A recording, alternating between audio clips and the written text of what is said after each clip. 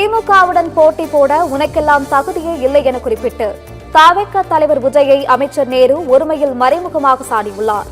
திருவாரூர் தெற்கு வீதியில் ஓரணியில் தமிழ்நாடு தீர்மான ஏற்பு பொதுக்கூட்டம் திமுக சார்பில் நடைபெற்றது.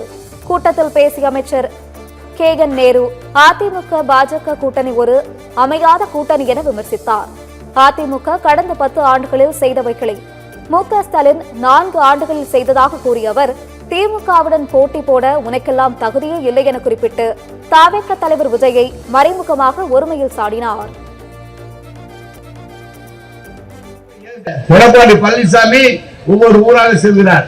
இந்த அரசு என்ன செய்து விட்டது என்றெல்லாம் சொல்கிறார். 10 ஆண்டு காலத்தில் செய்த காரியத்தை விட இந்த 4 ஆண்டு காலத்தில் நம்முடைய முதலமைச்சர் செய்திருக்கிறார். உங்களுக்கு நான் ஒரு எச்சரிக்கையாக சொல்ல விரும்புகிறேன். அதிமுக பாஜக கூட்டணி என்பது ஒரு அமையாத கூட்டணி. அதிமுக தொண்டர்கள் பாஜகவை ஏற்றுக்கொள்ளவில்லை. ஒரு காலத்திலே திமுக எதிர்த்து அதிமுக இப்படிதான் மாறி மாறி நம்முடைய தமிழ்நாட்டில் இருந்தது. ஆனால் இன்றைக்கு இன்னொருவர் வருகிறார், வந்து சொல்கிறார், நாங்க எங்களோடு தான் நேரடியாக போட்டி என்றலாம்.